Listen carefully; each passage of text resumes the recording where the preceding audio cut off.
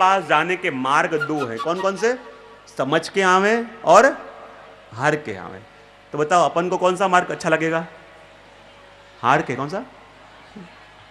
भागवत जी के सामने बोले वो याद रखना। तो अपने जीवों को कैसे भी करके, चाहे समझे तो समझ के खींच के लावे, और समझ के न माने तो हरा के भी उसको अपनी शरण में लेके आवे। ये है प्रभु की लीला माधुरी। कौन सी? और चौथी कही प्रभु की प्रिया माधुरी। कौन सी माधुरी? और प्रिया माधुरी क्या है? प्रभु की प्रिया यानी कौन? प्रभु की प्रिया यानी प्रभु की गोपियां। और ये गोपियां कौन है? कहते हैं ना, किसी ने कबीर जी से कहा, अरे कबीर जी, जैसे प्रेमी आप हो ऐसे प्रेमी दुनिया में कौन हो सकता है? जैसा प्रेम आप प्रभु को करते हो ऐसा कौन कर सकता है? जब ये बात कही, कबीर जी ने उसको रोक दिया और कहा, कबीरा कबीरा क्या करे, अरे जा जमुना के तीर। कबीरा कबीरा क्या करे, अरे जा जमुना के तीर। एक एक गोपी के प्रेम में बह गए कोटि कबीर। कबीर जी ने कह दिया कि अरे प्रेम की बात करो, और प्रेम को देखना है, प्रेम की सच्ची मूर्ति को देखना है तो यमुना जी के तट पे जाओ, जहां उन गोपियों को दर देख के तुम्हें प्रेम का परिचय मिलेगा। और यह है प्रभु की प्रिया माधुरी, प्रभु की गोपियों। और मैं हमेशा अपने प्रवचनों में कहता हूं कि जहां जहां भी गोपियों का प्रेम का वर्णन हो, जहां जहां भी गोपियों के प्रेम की गाथा, गोपियों के प्रेम की कथा गाई जाए, जो भगवान और कहीं जाए के न जाए, जहां भगवान कभी जा सके कि ना सके, लेकिन एक वस्तु मैं दावे से कहता हूं कि जिस स्थान पे प्रभु की गोपियों की कथा होती हो, जिस स्थान पे गोपियों के गुणगान गाए जाएं, वहां प्रभु आए बिना अपने आप को कभी रोक ही नहीं सकते। प्रभु को आना ही पड़ता है, प्रभु को आना ही पड़ता है। कहते हैं एक बार जब भगवान द्वारिका में रहते हैं और सारी पटरानियों को लगे कि भगवान हमारे संग तो हैं, पर हमारे संग रह के भी भगवान हमारे हो नहीं सके। क्यों? रात्रि के समय भगवान सोते हैं और नींद में भी हे राधे, हे गोपियां, एक एक गोपी को याद करते हैं। उन पटरानियों को लगता कि हमारे प्रेम में ऐसी क्या कमी रह गई है, क्या चूक रह गई है कि भगवान हमारे पास रह के भी हमारे हो न सके, भगवान के संग रह के भी हम भगवान को पा न सके। ऐसी क्या कमी हमारे प्रेम में रह गई है? गोपियों की बात सुन सुन के, उस राधा के प्रेम को सुन के उन पटरानियों के मन में मनोरथ आया कि कभी हम भी तो सुने वो गोपियों का प्रेम कैसा था, वो गोपियों का स्वरूप कैसा था। भगवान से तो पूछ नहीं सकती। ये सारी पटरानियां मिलके आई रोहिणी जी के पास, और रोहिणी जी से आके कहने लगी, मैया आज मन में एक विचार आया है, क्या आप हमारे वो मनोरथ पूर्ण करोगी? रोहिणी जी ने कहा, बताओ क्या इच्छा है तुम्हारी? क्या बतावें, द्वारिकाधीश हमारे पति हैं, हम उनकी पटरानियां हैं। कहने को तो दुनिया कहती है कि ये प्रभु की पत्नियां हैं, लेकिन हम ही जानती हैं प्रभु के संग रहती हैं, प्रभु के संग ब्याह किया है, लेकिन प्रभु को पा नहीं सकी हैं। आज भी रात्रि के समय प्रभु पहुंचते हैं और प्रभु के मुख से एक एक गोपियों का नाम निकलता है। कभी राधा राधा कह के प्रभु भागने लगते हैं, और ऐसी दशा देखते हैं तो मन में यही विचार आता है कि उन गोपियों के बारे में हम कुछ सुने तो सही, ताकि हमको भी लगे कि जैसा प्रेम गोपियों ने दिया वो प्रेम कैसे किया जाए। कृपा करके मैया हमें बताओ वो गोपियां कैसी थी, वो गोपियों का प्रेम कैसा था। रोहिणी जी ने कहा, श्याम सुंदर तो मेरे पुत्र रूप हैं, तो उनके प्रेम की कथा, उनकी गोपियों की कथा मैं अपने मुख से कैसे कहूं, संकोच होगा। यदि ये कथा मैं कह रही हूं और प्रभु की गोपियों की बात मैं कह रही हूं, उस समय श्याम सुंदर आगे तो मुझे बड़ा संकोच होगा। ऐसे करो तुम श्याम के पास जाके ही पूछो।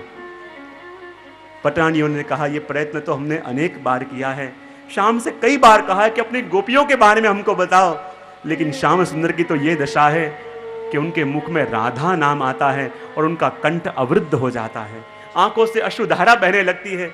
एक एक गोपी का नाम आवे और प्रभु मूर्छित हो जाते हैं।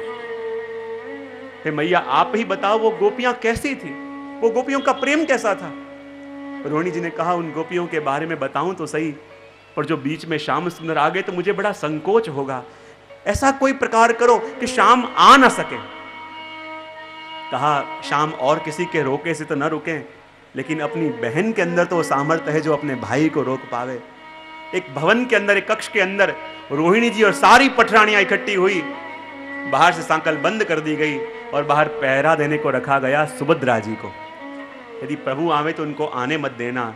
और जैसे ही अंदर रोहिणी जी बैठी, चारों ओर पटरानियां बैठी, और जैसे ही रोहिणी जी ने प्रभु की गोपियों की कथा कहना प्रारंभ किया, और जहां एक एक गोपी का नाम ले लेके उनके प्रेम का वर्णन करने लगी, और उसी समय हमारी द्वारिकाधीश और दाऊ जी दोनों विराज रहे थे द्वारिका के सिंहासन के ऊपर।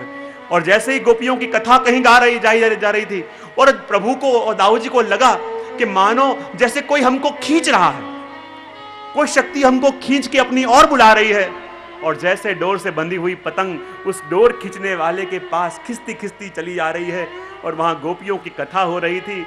भगवान दाऊ जी दोनों सिंहासन में बैठे हैं, अनेक अनेक मंत्री बैठे हैं, महत्व की वस्तुएं कही जा रही हैं, लेकिन प्रभु तो खो गए हैं कहीं और, प्रभु का मन कहीं और है, आंखों से अश्रु बह रहे हैं।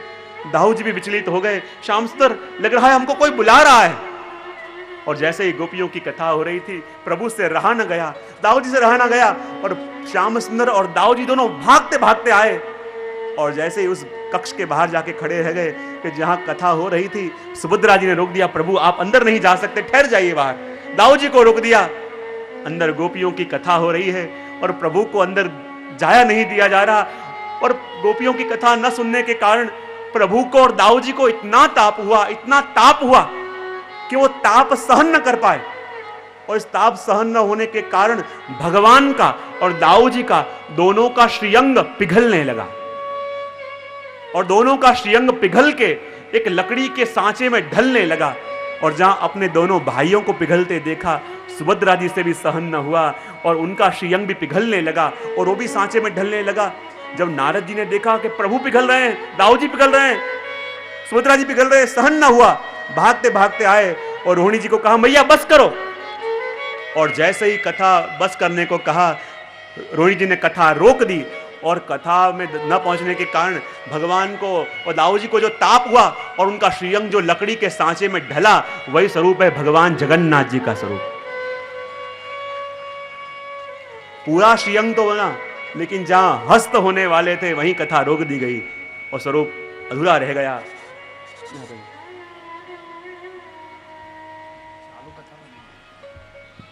और वही स्वरूप है भगवान जगन्नाथ जी का स्वरूप, और यह है प्रभु की प्रिया माधुरी। भगवान जहां जहां भी गोपियों की कथा हो, जहां जहां भी गोपियों का गुणगान गाया जाए, जहां जहां भी गोपियों के प्रेम का बखान होता हो, भगवान वहां जाए बिना रह नहीं सकते। तो क्या ये विचार करते हो, क्या ये लगता है कि हमारे श्रीनाथ जी बाबा तो नाथद्वारा से यहाँ आ गए हैं और ये कथा सुनने के लिए हमारे भगवान वेंकटेश बालाजी भी यहाँ पधारे होंगे, हमारे भगवान भूत भवन भी यहाँ पधारे होंगे और इस स्थान पे आके ही प्रभु के प्यारों की कथा सुन रहे होंगे, क्योंकि भगवान इन गोपियों की कथा सुने बिना रह ही नहीं सकते। भगवान की कमजोरी है, कहीं से भी भागते भागते आ जावें और इस गोपियों की कथा को सुनने लगे। ये है भगवान की प्रिया माधुरी। कौन सी माधुरी? तो जिसके अंदर रूप माधुरी है वो भगवान, जिसमें वेणु माधुरी है वो भगवान, जिसके अंदर लीला माधुरी है वो भगवान, जिसके अंदर प्रिया माधुरी है वो भगवान। ये चार माधुरियां जिसके अंदर नित्य विराजमान है, नित्य विद्यमान है, उसी को कहते हैं भगवान। क्या कहते हैं? इसलिए कह दिया भगवान पिता रात्रि शरदोत्फुल्ल मल्लिका वीक्षरन्तो मनश्चक्रे योगमामुपास्या।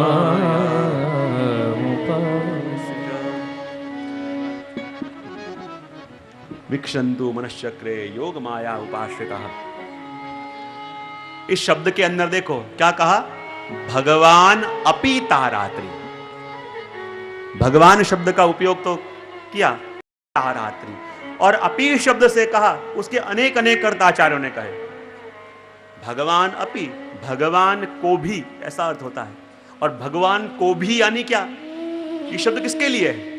तो कहते हैं अभी तक जो रास के दर्शन की और रास के अनुभूति की कामनाएं गोपियां करती थी कि प्रभु कभी ऐसा दिन आवे कि आपके संग रास खेलने का सुख हमको मिले, तो कहे अभी तक तो वो मनोरथ सिर्फ गोपियों के मन में था, लेकिन आज भगवान अपि, भगवान के मन में भी मनोरथ जागा। और दो वस्तु होती हैं, एक होता है इच्छा और दूसरा होता है मनोरथ। अपने वहां दो शब्द है ना, एक है इच्छा और दूसरा मनोरथ। इच्छा किसको कहते हैं और मनोरथ किसको कहते हैं? देखो, जगत के अंदर एक भी ऐसा प्राणी नहीं होगा या एक भी ऐसा मनुष्य नहीं होगा जिसके मन में कोई ना कोई इच्छा जागती न हो। यहां बैठे हुए जितने भी स्थान हैं, बैठे हुए जितने भी वैष्णव हैं, मनुष्य हैं, हरेक के मन में कोई ना कोई इच्छा जागती है, लेकिन हरेक की इच्छा मनोरथ नहीं बनती। तो हमारे मन में जागी हुई इच्छा मनोरथ कब बने? तो कहते हैं जैसी इच्छा अपने मन में प्रभु के लिए जागी, ऐसी ही इच्छा उसी समय जब प्रभु के मन में अपने लिए जागे तब वो इच्छा न रह के मनोरथ बनती है। तो आज गोपियों की जो इच्छा थी वो प्रभु ने मनोरथ बना दिया, क्योंकि अभी तक तो गोपियों के मन में था कि भगवान से रास खेलें, लेकिन आज भगवान पिता रात्रि, भगवान के मन में भी मनोरथ जागा कि मैं गोपियों के संग रास करूं। भगवान पिता रात्रि यानी भगवान के मन में भी इच्छा जागी। बोले भगवान के मन में क्या इच्छा जागी? तो हमारे श्रीधर स्वामी कहते हैं, श्रीधर स्वामी ने कहा कि यह रास लीला क्या है? तो श्रीधर स्वामी ने कहा यह रास लीला और कुछ नहीं, यह रास लीला वही लीला है कि जिस लीला में कामदेव की हार हुई। कौन सी लीला है? जरा बोलो तो सही। जिस लीला में कामदेव हारा, कामदेव की हार हुई, वो लीला रास लीला।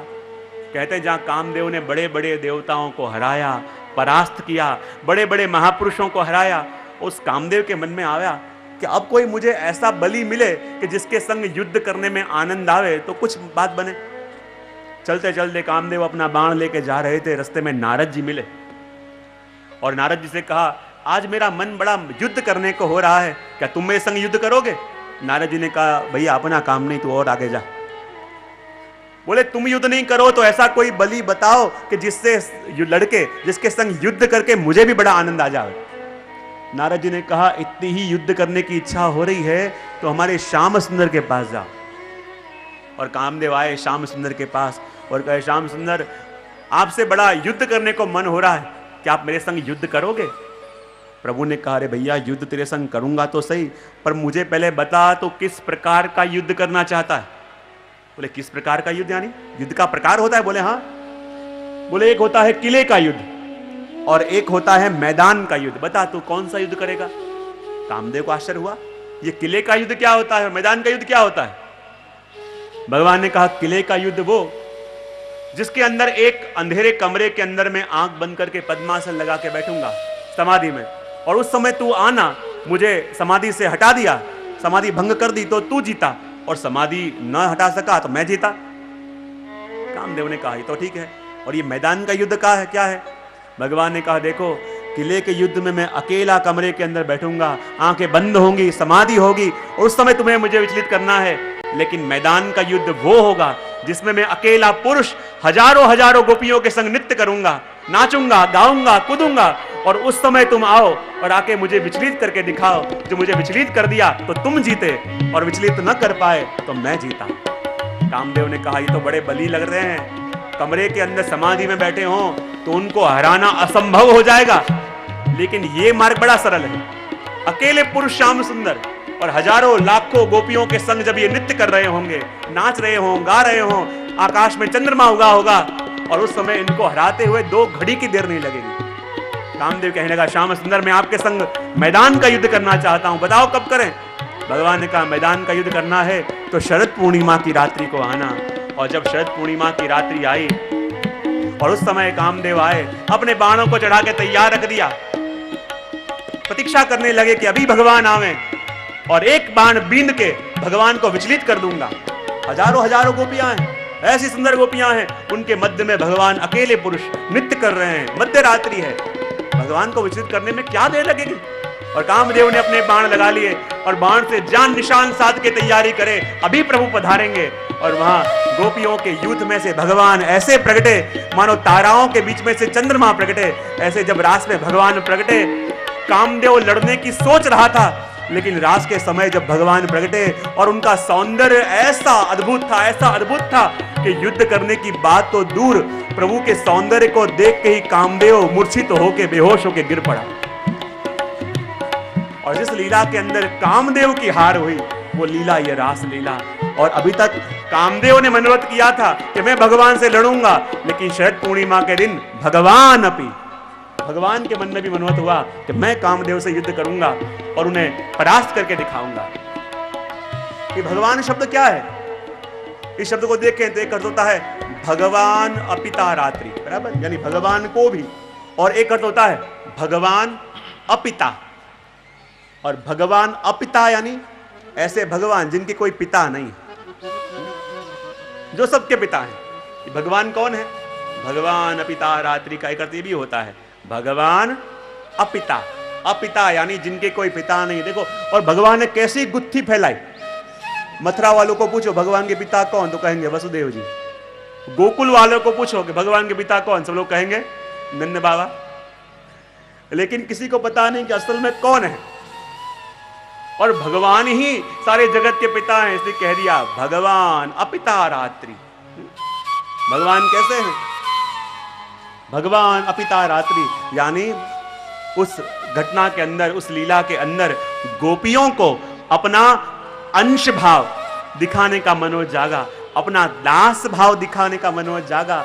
पर वो मनोरथ अधूरा नहीं रहा, ऐसा ही मनोरथ भगवान के मन में भी जागा अपनी भगवत्ता दिखाने को, इसलिए कह दिया भगवान अपिता रात्रि। गोपियों के मन में मनोरथ जागा अपना दास पने का भाव दिखाने को। और जब गोपियों के मन में मनोरथ जागा है अपना दास भाव दिखाने को, तो भगवान के मन में मनोरथ जागा अपनी भगवत्ता दिखाने को। और प्रभु की भगवत्ता क्या है? तो कहते हैं प्रभु की भगवत्ता यह है कि जिन भगवान के लिए वेद कहते हैं कि भगवान सर्वतंत्र स्वतंत्र हैं, जिन भगवान के लिए शास्त्र कहते हैं कि भगवान को कोई भी बंधन बांध नहीं सकता, तो जो भगवान को बांधने के लिए सामर्थ्यवान कोई नहीं है, ऐसे भगवान को भी जब प्रेम से किसी गोपियों के अधीन होने का मनोरथ जागा, तो वो भी भगवान की भगवत्ता है। जब गोपियों को समर्पण करने का भाव जागा, तो भगवान को समर्पित होने का भाव जागा, वो भगवान की भगवत्ता है। भगवान की भगवत्ता क्या है? तो कहते हैं भगवान कैसे हैं? नित्य मुक्त। नित्य मुक्त भगवान हैं। और नित्य मुक्त भगवान भी भक्तों के हाथों से बंध जावे, वही तो है भगवान की भगवत्ता। और इसलिए तो जब यशोदा मैया ने भी ठाकुर जी को बांधा, ठाकुर जी को बांधा, उस समय बड़े बड़े देवताएं कांपने लगे कि जिसको भगवान पूरे दुनिया की डोर जिसके हाथ में, पूरे दुनिया की डोर अपने हाथों में लेके कठपुतली की तरह पूरी दुनिया को नचाता है, और आज उसी भगवान को मैया ने बांध दिया। और भगवान बंधे भी कैसे? भगवान तो बंधना चाहते हैं, बंधे कैसे? जब मैया डोरी लेके आई और डोर से बांधना चाहा, पर डोर से बंधे नहीं, डोर 2 उंगल छोटी पड़ गई। हम भी प्रभु को बांधना चाहें, प्रभु कहते हैं जब तक तुम मुझे बांधना चाहो, मैं बंधवाना चाहता हूं अपने आप को, लेकिन जब तक तुम्हारे अंदर स्वामित्व का भाव और साधन का भाव रहेगा, तुम्हारे बंधन 2 उंगल छोटे पड़ने वाले। जब तक तुम्हारे अंदर अहंता और ममता रहेगी, मैं बंधूंगा नहीं, तुम्हारे बंधन 2 उंगल छोटे पड़ेंगे। जब तुम मुझे बांधना चाहोगे, और मैया ने फिर से दूसरी रस्सी मंगाई, दूसरी रस्सी मंगा के जहां प्रभु को बांधना चाहा और भगवान बंधे नहीं। बोले क्यों? भगवान ने कह दिया मैया सबसे बड़ी गलती क्या कर रही हो कि तुम ये मुझे बांधने वाली रस्सी मेरे सामने से लेके आ रही हो, और मैया मेरी दृष्टि उस रस्सी के ऊपर पड़ रही है, और मैया मेरी दृष्टि तो ऐसी है कि जिसके ऊपर पड़े वो मुक्त हो जाए, और जो मुक्त हो जाए फिर इसमें संसार की गांठ कैसे पड़े। और जब तुम रस्सी लेके मेरे सामने से आ रही हो, मेरी दृष्टि उस रस्सी के ऊपर पड़ी, और दृष्टि पड़ते ही रस्सी तो मुक्त हो गई, और जब मुक्त हो गई तो उसमें गांठ कैसे लगे। फिर मैया ने दूसरी रस्सी मंगाई, दूसरी रस्सी लेके आए, भगवान को बांधना चाहा, भगवान न बंधे। भगवान कहने लगे अरे मैया ये रस्सी तो वो है जिससे मेरी गाय बनती हैं, और जिससे मेरी गाय बंधे उससे ये गोविंद कैसे बन सकता है, उससे गौपति कैसे बन सकता है। दूसरी रस्सी मंगाई, फिर भगवान को बांधना चाहा, भगवान न बंधे। बोले क्यों? भगवान कहते मैया रस्सी का एक अर्थ होता है गुण। संस्कृत में क्या कहते हैं रस्सी को? गुण। क्या? और गुण के दो अर्थ होते हैं। गुण का एक मतलब है रस्सी और गुण का एक मतलब है अपने सद्गुण। तो भगवान कहते हैं मैया, यदि कोई अपने सद्गुण से मुझे बांधना चाहे कि मैं इतनी सेवा करता हूं, मैं इतने पाठ करता हूं, मैं इतनी मालाएं करता हूं, तो भगवान मेरे ऊपर कृपा क्यों न करें? तो हे मैया, यदि कोई अपने सद्गुणों से मुझे बांधना चाहे तो भी मैं बनता नहीं हूं, क्योंकि मैया मैं जब भी किसी के हाथ बनता हूं तो किसी के गुणों के कारण नहीं, पर मात्र अपनी कृपा से बनता हूं, अपने प्रेम से बनता हूं। ये मेरी भगवत्ता है। इसलिए कह दिया कि भगवान वो जो नित्य मुक्त होके भी भक्तों के हाथों से बंध जावे, ये भगवान की भगवत्ता है। राज गोपियों के हाथों से बंधाना, गोपियों के अधीन होना भगवान के मन में मनोज जागा है। भगवान कैसे हैं? भगवान पूर्ण हैं और पूर्ण होने पर भी जो बालक बन के आ जावे, भक्तों के मनोरथ पूरे करने, वही भगवान की भगवत्ता है। भगवान कैसे हैं? भगवान अभोक्ता हैं। कैसे हैं? भगवान अभोक्ता होने पर भी भक्तों के भाव से धरी हुई सामग्री के भोक्ता बन जाते हैं। वो भगवान की भगवत्ता है। और भगवान कौन? जो करता होके भी अकर्ता रहते हैं, वही भगवान। तो यहां किसकी कथा है? तो कह दिया भगवान पिता रात्रि शरदोत्फुल्ल मल्लिका वीक्षरन्तु मनश्चक्रे योगमाया मुपाश्रिता। भगवान पिता रात्रि शरदोत्फुल्ल मल्लिका वीक्षरन्तु मनश्चक्रे योगमाया मुपाश्रिता। अभी अपनी गाड़ी भगवान शब्द पे अटकी हुई है। भगवान कौन है? कह दिया, विष्णु पुराण ने व्याख्या दी कि भगवान कौन? उत्पत्ति च विनाशश्च भूतानां गतिम गतिम वेत्ति विद्याम अविद्याम च स वाचो भगवान इति। विष्णु पुराण ने भगवान की व्याख्या दी। बोले भगवान शब्द कहा तो है, पर भगवान यानी कौन? तो कह दिया कि भगवान वो है जो उत्पत्ति करता है। भगवान कौन है? जो उत्पत्ति करता है और उस उत्पत्ति के रहस्य को भी जानता है। भगवान कौन है?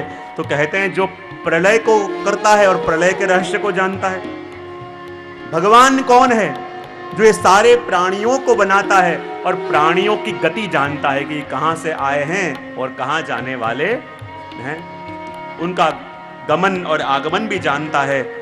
जिसके अंदर ज्ञान की वृत्ति भी है, सारे ज्ञानों को जानता है। ये 6 वस्तु जिसके अंदर हो वो भगवान। कौन सी वस्तु कही? जो उत्पत्ति करे, जो पालन करे और जो लय करे। कई बार मैं कहता हूं, अपन को लगे उत्पत्ति करे, पालन करे, लय करे, उसी को भगवान कहते हैं। तो कई बार मैं भागवत में कहता हूं कि उत्पत्ति तो इंसान भी करता है, पालन करे वो भगवान कहा जाए तो पालन तो मनुष्य भी करता है, और लय करे वो भगवान कहा जाए तो लय तो मनुष्य भी करता है। लेकिन दोनों में फर्क क्या? तो किसी ने कहा भगवान उत्पत्ति करें और मनुष्य भी करे, भगवान पालन करें मनुष्य भी करे, भगवान लय करें मनुष्य भी करे। लेकिन दोनों के करने में फर्क क्या? बोले फर्क यही कि भगवान जब किसी वस्तु की उत्पत्ति करते हैं तो उनको अपने सर्जन में मोह नहीं होता, और जब इंसान किसी वस्तु का सर्जन करता है तो उसमें मोह होए बिना रहता। कई बार मैं अपने प्रवचन में एग्जाम्पल देता हूं, भगवान ने इतनी बड़ी दुनिया बनाई, पर इतनी बड़ी दुनिया में भगवान के कहीं सिग्नेचर दिखते हैं? हाँ के ना तो पढ़ो, किसी को दिखे हों तो शायद। हाँ। और शायद अपन छोटा सा पेंटिंग बनावें, शायद रंग भरने रह गए हों, पर सिग्नेचर करनी भूलते, क्योंकि मेरा सर्जन है, इसकी रचना मैंने करी है। भगवान वो है कि जो सर्जन करते हैं पर सर्जन में मोह नहीं होता, और इंसान वो है कि जिसको अपने सर्जन में मोह होए बिना रहता नहीं है। भगवान जगत का पालन करते हैं पर पालन करने का उनको मद नहीं होता, पर हम पालन करते हैं पर मद होई बिना रह नहीं सकता। उसका पालन मैं करूं, इसका संचालन मैं, उसका वो, इसका ये नहीं हो सकता, क्योंकि इंसान पालन करे मद हो जाए, भगवान पालन करे उसका मद ना हो। इंसान भी सर्जन विसर्जन करे और भगवान भी विसर्जन करें, लेकिन भगवान जब सोना की द्वारिका बनावे उसको जल में डुबो दें, पर भगवान को विसर्जन का दुख नहीं होता, लेकिन इंसान को विसर्जन का दुख होता है। चलते चलते जाओ और जरा सी आपकी पेंटिंग के ऊपर कुछ रंग ढुल गया और जो 2 दाग भी पड़ गए तो भी 3 दिन तक नींद नहीं आवे, इतनी मेहनत करके पेंटिंग बनाई थी और ये रंग आ गया। और भगवान की इस दुनिया को बिगाड़ने का सारा प्रयत्न अपन करते हैं, लेकिन फिर भी भगवान को दुख नहीं होता। तो 3 वस्तु भगवान भी करते हैं, पालन, सर्जन और लय, और 3 वस्तु अपन भी करते हैं, लेकिन फर्क इतना, भगवान को सर्जन में मोह नहीं है, हमको है। भगवान को पालन का मद नहीं है, हमको है। और भगवान को विनाश का दुख नहीं है, लेकिन हमको है। यही वस्तु दोनों में बताई। तो कहा जो जगत की उत्पत्ति करे उसके रहस्य को जाने, जो जगत का लय करे उसके रहस्य को जाने, जो ये सारे जीवों की गति को जाने कि कहां से आए हुए हैं, कहां जाने वाले हैं। क्योंकि मनुष्य यात्रा है ना जीवन, कहां से आया, इतनी लाख योनि पहले कौन था, जिसका परिचय भगवान को है। और ये 6 वस्तुओं को जो समझता हो, जो भली बाती जानता हो, उसी को कहते हैं भगवान।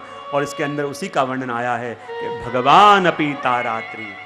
और भगवान यानी कौन, ये सारे लक्षण अपन ने देखे और कह दिया कि भगवान कैसे हैं, कि भगवान अपि तारात्रि शरदोत्फुल्ल मल्लिका। भगवान अपि तारात्रि शरदोत्फुल्ल मल्लिका।